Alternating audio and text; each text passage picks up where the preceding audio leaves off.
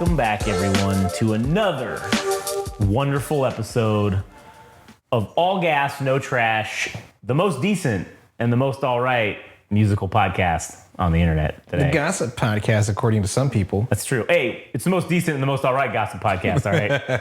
They better fucking put some respect on our name. Yeah. But anyways, I'm Josh, Sideshow Josh, here along with good buddy, main event Adam. Greetings, chums. And today we're going to talk about, we're going to do a good old-fashioned album review.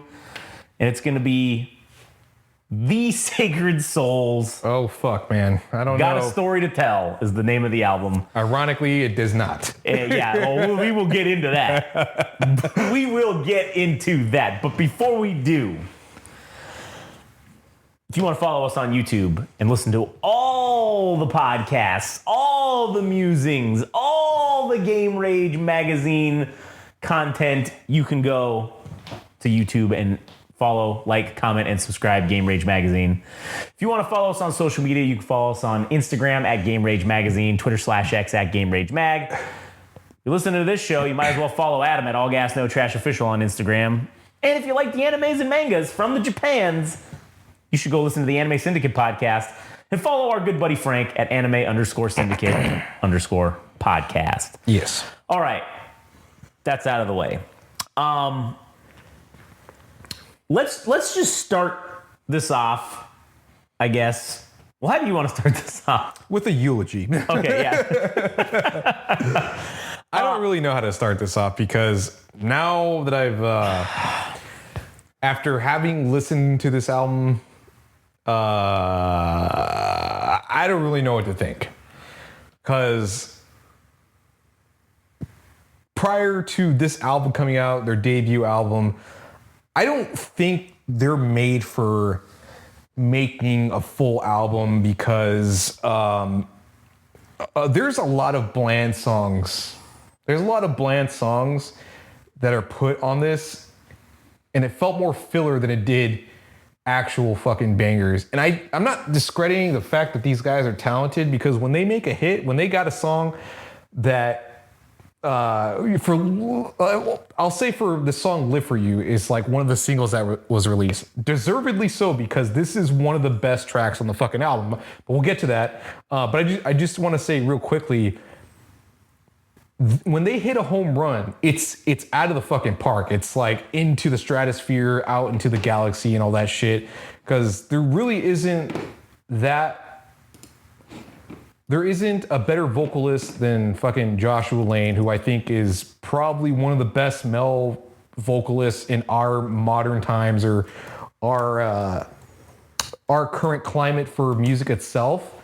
But man, they fucking miss on a lot of tracks, and I don't know what I'm gonna ultimately do about the score. But let's go ahead and get to the album. So Yeah, I will say, I'll just to preface, obviously, and set the tone here for how this is gonna go. It really pissed me off that you can't title an album "Got a Story to Tell" and then proceed to not tell any fucking story whatsoever, and to have zero storytelling within this fucking album. yeah, That is just this album should have been called Same Old Shit. That's what it should have been. Like, that's what it should have been called. I'm sorry. Now, granted, like you said, I agree with you. This guy is extremely talented on the vocals. All of their instrumentalists are talented. However, they can't seem to just do more than what it is that they just do, which is the genre itself, soul music. Yeah, well, it's like this to me, it's this like 1950s or 60s, like, I don't want to say it's doo-woppy, but like it kind of is. Like it's kind of like this doo-woppy, like soul music. Yeah, I mean, well, that's not the case for every song. No, there are some songs that do that. Right. But also, the genre itself, you know what to expect from it. So that's like why I'm conflicted about it, because you know what to expect with soul music. It's usually about love. It's usually about relationships, breakups, things of that nature, with some other life-oriented things, right? What are you laughing at? Because of what I wrote at the end. I'll say this right now. I wrote that I won't say what the score I gave it, but I'll just say Love Songs for a Cuck should have been the name of this album. That's what I wrote at the end. This is something of like why I have a gripe with the soul music, the genre itself, Yeah. is that you could choose to write about numerous things, not just love or being in a relationship with somebody or talking about the struggles of a relationship, and yet that's the thing that everybody fucking chooses to do in this genre, and it's indistinguishable. Like if you had 10 fucking bands doing the exact same thing about more or less the same lyrical content, what really separates any of them from each other other than this guy Joshua Lane, who is like probably one of the best vocalists I've ever heard in my lifetime? That's like the selling point of this fucking album, is to see what this guy does in terms of vocals. And so I guess without further ado, without devolving into just turning this into a bash about the Sacred Souls themselves, because I really do like this band, but like I said, I don't think personally they're made out for making entire albums. To me, they're more of an EP single type of situation for me personally. So let's just get to the first track, and we'll start off with Lucid Girl from The Sacred Souls off of the album Got a Story to Tell. So. Yeah, and so this will be like we do with Always. You can pause, listen to it, and then come back. So this is Lucid Girl off of Got a Story to Tell by The Sacred Souls. Here we go. All right, that was Lucid Girl, Got a Story to Tell. What'd you think of this first opening track? All right, so full disclosure for this specific track, it was one of the singles released prior to the album in anticipation of the album itself. And I think leading with this track it's one of the better songs, evidently, or at least for me personally, that it was one of the stronger tracks on the album. I wrote that I really enjoyed like the rattle and hiss of the drum set. While the bass and keys are not the focal point of the song, they are memorable, and this is even with the fact that Joshua Lane is like dubbing over it or is overlaid on top. Yeah. The melodies that were played on each respective thing, the bass and the keys, like they're fucking memorable and catchy. The use of the violins to add heart and sentimentality in the climaxing portions of the song affect the impact of the song. I enjoyed that. Joshua hits a sustained and elongated riff on vocals. I thought it was fucking awesome. And as far as like the lyrical content of the song itself, it's just about a woman choosing herself over a man who is trying to say, I need you to commit to the relationship. I also need you to put me first over you. And the woman chooses herself over this relationship. And it seems like she's a woman of high values and conviction, and that the world won't let her down, or rather the world won't bring her down. And Joshua Lane like says something along the lines of that she's flying high because she's not tied down by the world or something like that. So I like this track. I thought, as I was saying before, this is up there in terms of like the 12-track list. Yeah, this song wasn't bad. This doo-wop, whatever, funk, soul music, it's not my jam, right? I'm not really into this genre of music, but this song wasn't terrible. I don't like the opening fucking line of the album is the name of the album. I got a story to tell. No, you don't. Yeah, I was excited. I was like, oh, maybe this will be like an actual like a story. Nope, was none of that. I later on was very upset. I have a counterpoint. And I don't like that. I have a counterpoint, but I think you are correct, and it doesn't feel like, because I can't tell if this is told from a narrator's perspective or if this is to be told from, oh no, it's not told from the woman, because the later tracks indicate that this it's the guy or somebody. It's like in the first person, like. Yeah, but then it also goes third person. Yeah, but like, I don't know what the overarching storyline is here. Yeah. Like, what all this is about this guy getting cucked and like, I don't know, fucking. But there's no story. Like, there's no linear or even non-linear storyline. like a it's, through line all the way through. yeah, there's no story connecting the whole thing. Like it's just a bunch of individual songs is what it feels like. It's about a bunch of individual things. There's no storyline here is what I got. But anyways, that was pretty much all I had to say for that song. Okay. So then we go into track 2, which is Price I'll Pay. And I don't know how to phrase this. I don't even know if this is going to take away or add to, and more so take away, because the lyrics are very fucking superficial. Like there's no depth to them. Yeah. I don't know how else to put it. Yeah, no, that's the best way to put it. But anyways, here's track number 2, Price I'll Pay, Got a Story to Tell by These Sacred Souls. All right, that was track number 2, Price I'll Pay. Okay, so full disclosure, I listened to this album twice. Okay, I listened to it once while I was driving in the car just to get kind of like an initial feel for this. And then I listened to it again to give it like, a full 100% paying attention to it. Right. I didn't realize that the song changed. I didn't realize that the track changed when I was listening to this. I thought this was the previous thing. I was like, God damn, this is a long ass song. And then I was like, the fuck, this is different. This is another track. I was like, shit, what? And when I listened to it again on the second go around, obviously, yes, there is a pause where the track clearly changes.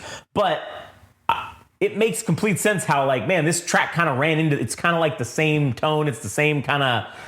The tempo's different. It is a little different, but when you're not fully paying attention to it, it was not distinct enough for me to be like, oh, this is a different song. It just felt like a different part of the same previous song. Yeah. So that was my knock on it or whatever. Anyways, what'd you have to say about it?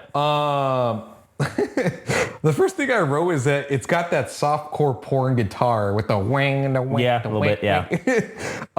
Not crazy about the falsetto Josh is doing here in the beginning. That high, for guys to do the high pitched voice, and it didn't hit with me because he's done falsetto in a different way in other songs.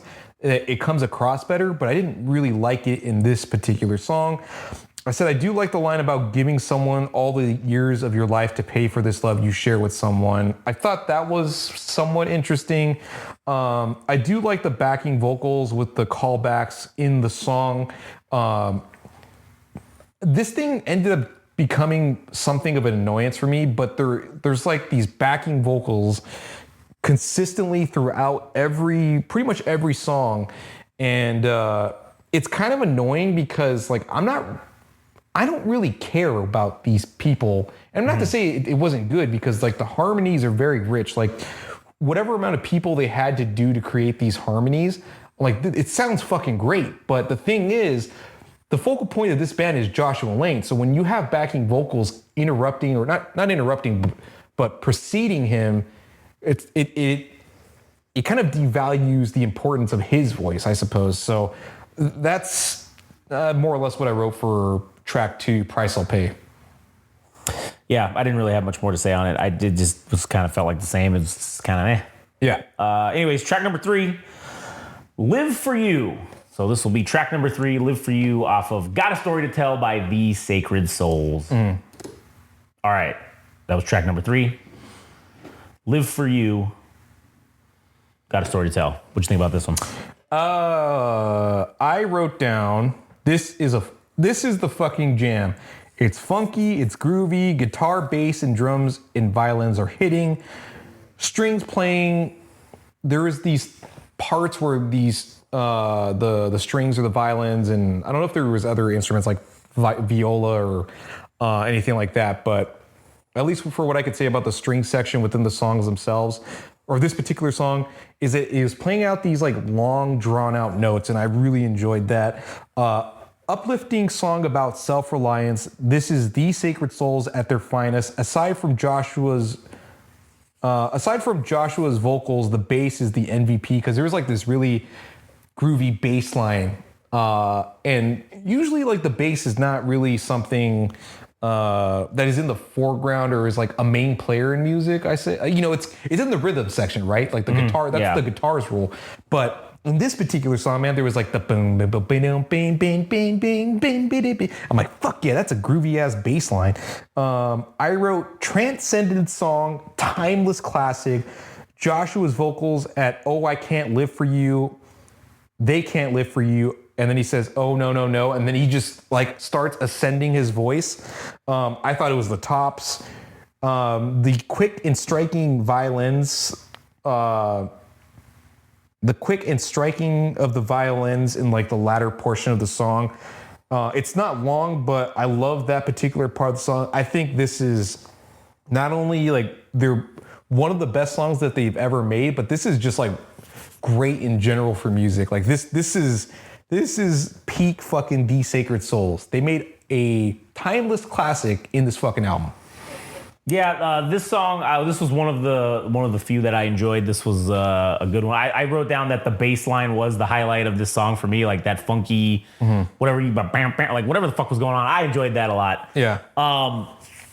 It is lyrically now starting to sound the same though. It's starting to just repeat the same shit from all the This previous song stuff. or thereafter? No, I'm just talking about after this. Like, Oh, right. once we get, this is where it begins. And then it's like, oh, okay, everything now is just sort of the same shit after this. It does feel that way. It falls off. That's kind of what it feels like. It does fall off because I'm like, okay, cool. We have this song called "Live for You," talking about self-reliance and just believing in yourself. That is a departure from what you would typically expect from a song. Thank you. Yeah. I appreciate that. Can you do more of that? Right, but then they go back to the same old shit, sappy fucking nonsense with love, and it's like, get the fuck out of here. Yeah. So then we move on to "Waiting on the Right Time." Well, no, wait a minute. We're skipping one. On My Mind is the next song. Oh, excuse me. Track number 4. Track number 4, "On My Mind." On My Mind, The Sacred Souls. Here we go. All right, that was track number 4, On My Mind. We almost skipped it, but we got it. We got it covered. What'd you think about this one? I had written down, don't love this song, more violins, and there's a bongo. I do like the duality of this song about taking joy and misfortune in life and just taking it in stride. So I at least enjoyed that aspect of the song in terms of lyrics. Don't like the tempo of this song. I like how much of a presence the strings are in this album, and that's all I had written for this track. Yeah, I'm a big fan of violins and string sections, so that was definitely the highlight of the song for me. Other than that, I really didn't care for it in general. Yep. All right, let's get on to the next one. Track number 5, Waiting on the Right Time. The Sacred Souls, got a story to tell, but not really. All right, that was track number 5, Waiting on the Right Time. So this one, I did not like this fucking song at all. The waiting for the right time, like let's just, I got an idea. Let's just repeat the name of the song 18 fucking million times. That got on my fucking nerves. And this isn't the first or last time that it's going to happen in this album. Oh yeah. It seems to be a theme where let's just repeat the same fucking song name over and over again. To me, that's, listen, I don't know, whatever. You do your art for fucking people who get it. Say it. That is fucking stupid. That is lazy. There's no storytelling. That's it's lazy songwriting. It's just repeating shit over and over again. Yeah. And this song started the fucking train of this shit. And the next song was even worse. And I have some more to say about it, but I'll wait till we get to the next song. All right. So I had written down "Waiting on the Right Time." Odd choice to open as if... I thought it was strange for all the other songs that they have ever fucking created. I don't think I've ever encountered a situation with them where they open as if they were doing a take. Oh, yeah. That was weird. That I didn't like that. That was the thing that I wrote too. Is that kind of took me out of it. Like waiting on the right time, fucking track 3, whatever I'll take. That just took me the fuck out of it. Anything you were maybe kind of getting me into, now you just pulled me right back out, and I'm like, oh, I'm listening to a fucking production, to a highly curated and produced album, as opposed to something, whatever. I don't know. I hated that. That was fucking stupid. Yeah. So I also had written down "Waiting on the Right Time." The section where it said that particular lyric, "Waiting on the Right Time" 4 or 5 times, or maybe it was 8 times. I lost count. It's perfect for a commercial. Objectively speaking, I think that "Waiting on the Right Time" portion, which I assume is the chorus, I think it's good for a commercial, like a car commercial, like, "I'm waiting on the right time. Waiting on the right time for a summer sale or some bullshit. Yeah. I was already thinking like, man, this would be great for a fucking automobile fucking commercial. And I'm sure it's probably gonna be Cadillac or some shit. I don't fucking know. Or who the fuck knows where their music is gonna be placed? But Yeah.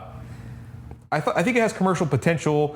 There's a twingy vibrato guitar sound that reminds me of the song called Band on the Run from Wings, which features Paul McCartney. Joshua is incredible at doing a falsetto, specifically for this song, hitting those really high notes.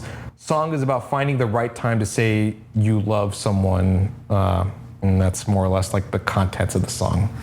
Yeah. Needless to say, didn't care for this one too much. Yeah. Anyways, all right, let's get to the next one. Track number 6, Losing Sight of Love by The Sacred Souls. All right, that was track number 6, Losing Sight of Love. So, again, let's just repeat the fucking song name 100 million times. You know what I would have appreciated What? for this particular track, for track number 6? Because it didn't really come across as a real song to me. It felt more like an interlude. Yeah. So if they would have put Losing Sight of Love interlude to denote, I think I would have expected, or rather, I think I would have not dunked on this song because it does repeat its lyrics. It doesn't do anything. It's just like a song to hold us over to the next thing, and seemingly that the relationship has gone sour between them or this person and their new partner, right? I just think that it should have been in the song title itself, interlude, to note that this song doesn't really add anything. Yeah. You know what I would have appreciated for this track? I would have appreciated if they would have just given me a gun so I could shoot myself so I don't have to fucking listen to the rest of it. That's what I would have appreciated. Fuck yeah. I put for this song that, I have an idea. Let's just steal the Dr. Seuss formula, because that's kind of what this is turning into.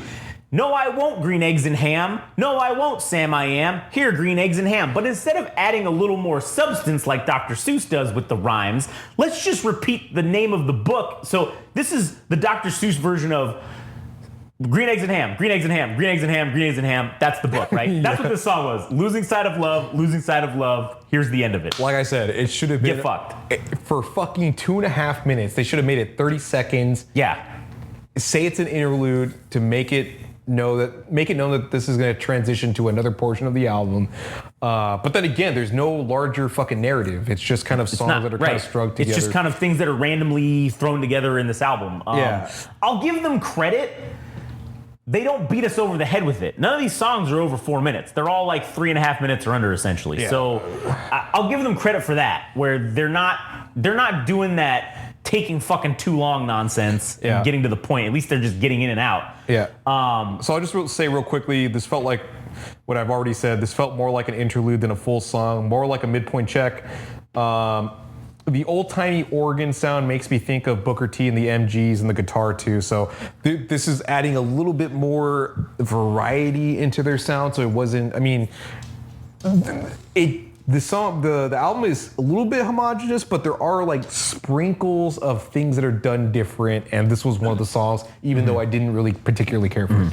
So anyways, now we move on to track 7, which is Somebody... Wait, what was the track? Somebody New, or no, Somebody New. Yeah, it's track number 7, Somebody New. All right, that was track number 7, Somebody New. What do you got for that one? All I had written down was that this chorus is excellent. Searching this world for somebody new. Well, this specific part that Joshua Lane sings. Searching this world for somebody new, and he says, "Oh," and then he does that fucking magic with his voice. I'm like, man, this guy's out of this world good. I like that the story started off with him asking his girl if there's anything he could do to amend the relationship. And then it goes on to him asking himself the question about what he could do, and it gets introspective. So at least from like a narrative standpoint, it was interesting in that regard. Yeah. I felt like this song and the next one, I think, have the most commercial potential. I feel like this one could be... fucking hated the next track, but we'll get to Oh, that. I didn't like it, but I felt like, well, again, you'll hear what the fucking the road I went down with this fucking stupid song.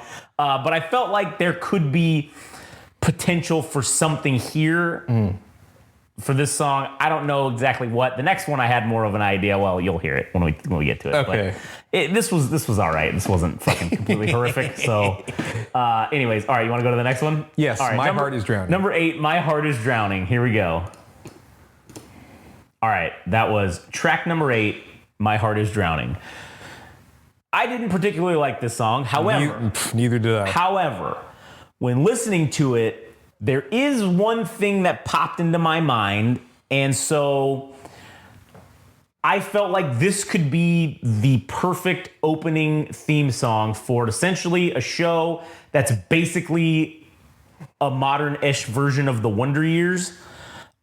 Basically, I then decided to just write out a pilot episode because why not? Like, why not prove that I could do it? So it's just basically a show about a kid. He's an emo kid in the early 2000s going to high school, and the show is called The Blunder Years. And that's basically, this song would be perfect for that. Jesus, man. I actually, so it's kind of funny that you kind of came to that conclusion, but I came to that conclusion.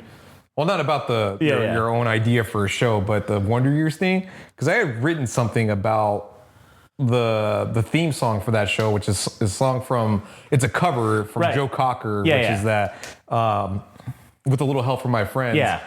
There's a track in here that reminds me of like the Wonder Years, but we're on track. Just speaking about track 8, I had written.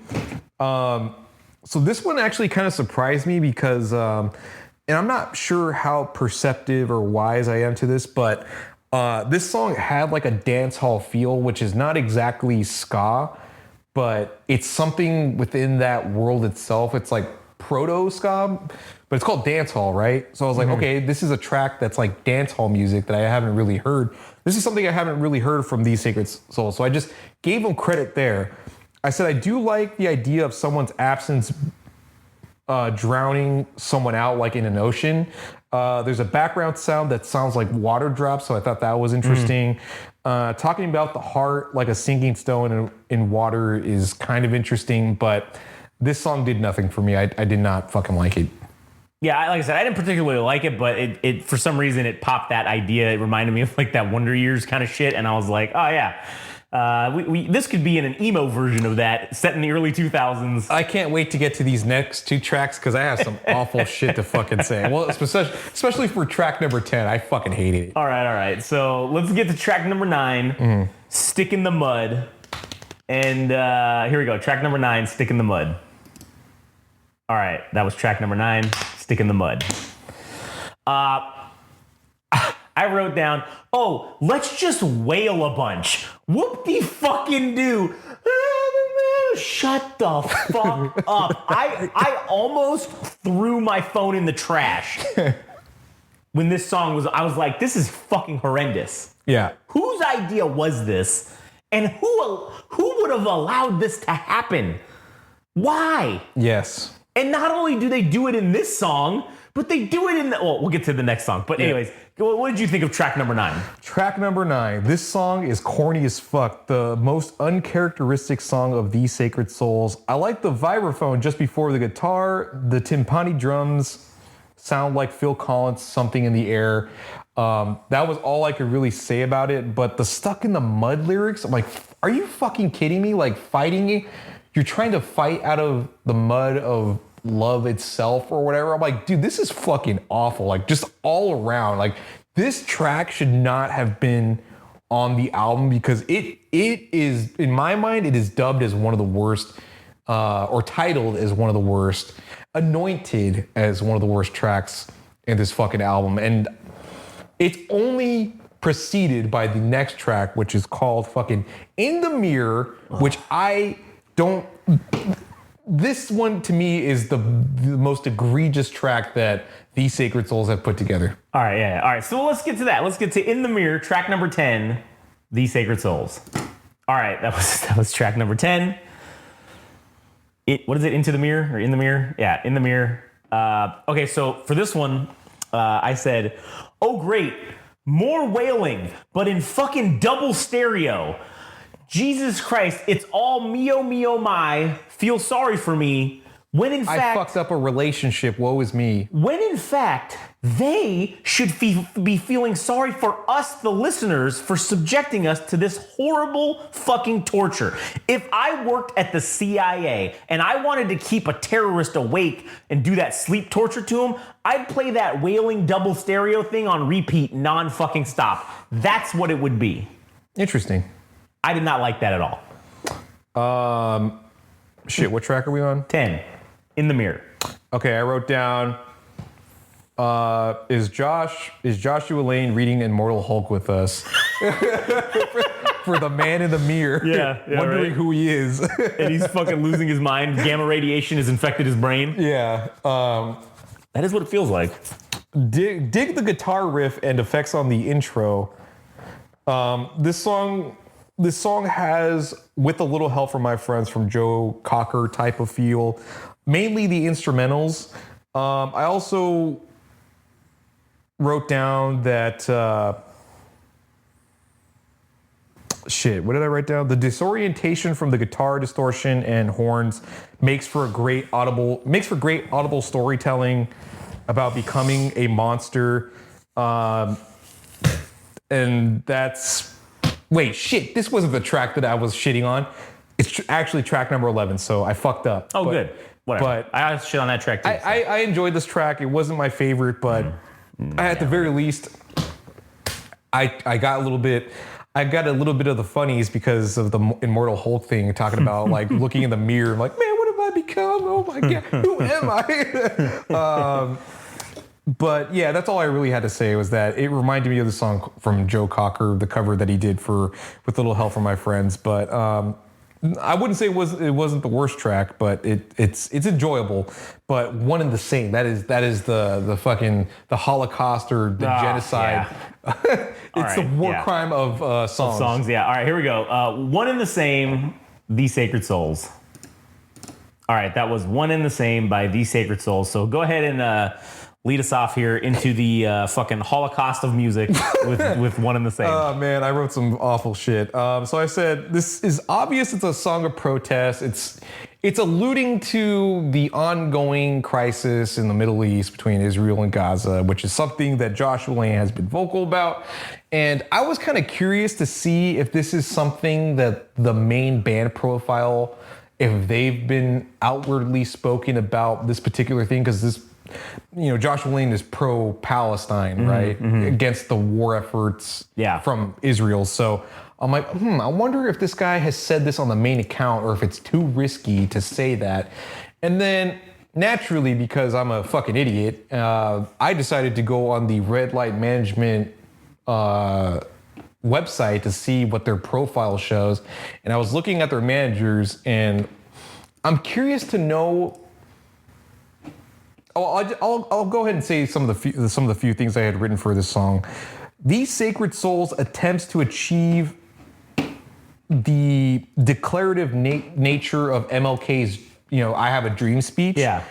And it also tries to be as memorable as fucking Imagine from John Lennon, right? This unifying humanity, that we're all one and the same, that we're all fucking... we should all be loving each other, and we shouldn't be dropping bombs on each other. And I just wrote that he failed at fucking both, because it is neither memorable and it is neither declarative as fucking MLK's, Martin Luther King's I Have a Dream speech. But that seems like the aspiration of the song, and it failed at fucking both. The lyrics are generic and apply to many situations, but it's obviously hinting at the Palestine and Israel situation. And I was actually kind of offended personally, because for somebody that's so vocal about this situation, why not spell it out in plain words in the lyrics to say that this is something that you do not stand by, unless this is something that the other members were not sure about, so they kind of kept it vague. Or if one of their managers is Jewish and it's a conflict of interest to them, they say, hey man, I don't really particularly want you to sing about that situation because it's something personal to me. And who knows, maybe something might happen to you if you don't fucking. Maybe you'll fall out of a window. No, nothing like that. But rather, maybe your career will end, and maybe you won't be on television. Maybe you won't be on all these awesome tours and make all this money. But just the fact that he didn't raise the stakes and just say it in plain English and declare it on paper and say, this is where I stand on this topic and have it on the record for this album, like literally and metaphorically, it seems like a cop-out. Yeah, I agree. I literally said, like, man, just fucking say it already. Like, why are you dancing around the meat of the issue? If you're an artist and you want to say some shit, say some shit. Don't fucking allude to it or, drown us in metaphor and vagueness. Just fucking come out and say it. Just be a man. Yeah, like have some balls and just say what you want to say. Yeah, like why restrain yourself at this moment when you as an artist have artistic liberty to say whatever the fuck you want? Yeah. But you choose to be vague and indescriptive. But here's the thing. They don't have the ability to say what they want because a master is loading over them saying, hey, well, we don't know. We don't like that. Well, I'm just saying more than likely because this issue is divisive and it's a hot button issue. I bet you they're being told, or it's likely that they were told not to fucking say shit. Or maybe they already knew that they weren't going to be able to, they were going to get told, hey, you can't have that song. So, let's just make it about vagueness and then we'll just tell them it's about something different and then it'll sneak through. That could have been the case too. But again, then if that's the case and you have to do that, you're not really expressing yourself artistically. You're hampered. You're being restricted by someone else's opinion or someone else's, issue or being 100% authentic to yourself. Yeah, it's not that. They're go back and just do love songs or whatever. That's probably what it's like, do you want to just do that or do you want to, raise the stakes and fucking raise some help? Maybe have a little bit of a punk rock attitude of fucking soul music and bring up these concerns that you have. Yeah. And putting them on fucking record, dude. Yeah. Don't fucking cop out and say you're about these things and not put it on the album. Yeah. If you are going to put it on the album, but only have it obscured in some way so it can be implied or rather, what's the word I'm looking for? For us to extrapolate that, like... Yeah, you're putting it on us to take the meaning out of the song as opposed to just spelling it out plainly. Yeah, so worst song on the fucking album, worst song they ever done in general. Oh yeah, terrible. All right. Track 12. Last one. I'm so glad I found you, baby. I'm so glad I almost committed something. All right, that was the last track. I'm so glad I found you, baby. I wrote down, I'm not so glad we found this. Thank God it's fucking over. This album was fucking terrible. I did not like this at all. This song was fucking a shitty way to end a shitty album. I guess how fitting. How fucking fitting to end this album on a stupid ass song. Yeah. Anyways, what'd you have to say about it? Nice callback to Girl Who Might... At least this was my impression that if there was a story to be told here, that this person that's telling the story ended up with the girl in Lucid Girl who is now, a person of high morals and high convictions and finally met her match. And at least that was my impression if there was a fucking story to be had in this. I'm curious to know who did the backing vocals because it doesn't sound like the other tracks. Like it might just be the two other dudes that are the real members of the band because it just sounded like dudes. Yeah. Whereas the other tracks, it almost sounded like it was equal parts like females and dudes. But that was interesting. Whether that's bad or good, I'm not really sure. Compared to the other tracks, the backing vocals doesn't have the mix of boys and girls, or at least that's what my impression was, which I already said. But this track didn't really do anything for me. So now we're at the end of the album review. And what do you have to say in grand scheme, and what's your score overall? So overall, I just did this mathematically because I felt like this was the only fair way to do it. I enjoyed 3 of the 12 songs, which equated out to 25%. So therefore, out of 10, 25%, 2.5 out of 10. I figure that's fair. I enjoyed 25% or didn't outright hate 25% of it. Marginal enjoyment perhaps out of most of that 25%, but still didn't hate 25% of it. So I gave it a 2.5 out of 10. I also said, again, as I said at the beginning, Love Songs for a Cuck should have been the name of this album. This album was the opposite of Based and Red Pill. That's what I had for it, and that's my final opinion. Fuck, that's awesome. I am going to leave with the inconclusive. I don't have a score for this because I feel like I'm going to end up listening to this album numerous times to see if I'm not delusional about the opinions I have, because I already listened to it like twice. Yeah. Once, like, just kind of casually listened to it, and then the second time I just listened to it with complete focus, right? Yeah. But I still don't even know how I feel about the goddamn thing, because this shit, as you were saying, like, dude, I probably was somewhere in the same ballpark of liking 4 of the 12 tracks, but in grand scheme, like, I don't want to penalize them for doing things that are expected of the genre. Like, that didn't seem fair. And them not having like the lyrical depth that I'm looking for, that's more of like a personal thing to me. Yeah. So that didn't feel like fair to them. But, and I also thought, I'm like, dude, this is better than most, in my opinion, like, as far as performances go, from like the instrumentals to Joshua Lane's vocals. Like, this is better than a majority of the shit. So it doesn't seem fair compared to like the other albums that we've listened to, that this thing ends up being like a 3 out of 10, like the way you do it. So I'm like, I don't know where the fuck this is. So I give it a question mark out of fucking 10. Adam, doing much like they did and copping out when it comes to the real fucking dirt of the opinions. Yeah. Question mark out of 10, which, I mean, listen, that's fair. You have a longer history. I mean, listen, I don't even like these fucking guys or their fucking music at all. Yeah. So, shit, giving them higher than a 0 is a good in my book, I guess. Yeah. And the reason they're only getting that consideration of a 2.5 is just because of the talent alone that's in this band, really. Yeah. I mean, I don't know. It's just, the shit just ain't for me. But they got some talented motherfuckers. You can say that for sure. I mean, dude, their strongest points is when they get melody down and they have like a good hook. Fuck, man, there's nothing better. Like, the Live For You is, like I said, it's one of the best songs that they've ever made. But then you contrast that by the low stakes one and the same that doesn't really do anything. Yeah. Do anything as far as like being revolutionary or what it aspires to be about being declarative and memorable about humanity unifying as one people. Like, it felt like an attempt to make an epic song like that, like John Lennon's Imagine, but it just fucking fell flat for me, dude. I just fucking hated it. So, as I was saying before, it's a question mark out of fucking 10 for me. I don't really know what to say. So fair enough. That's all I got. So let's get the fuck out of here. And we're gonna have 2 album reviews for you next week. Fucking Black Ends and then Gut Health's debut album. So hey, I like me some Gut Health. So that'll hopefully be a good one. Yeah.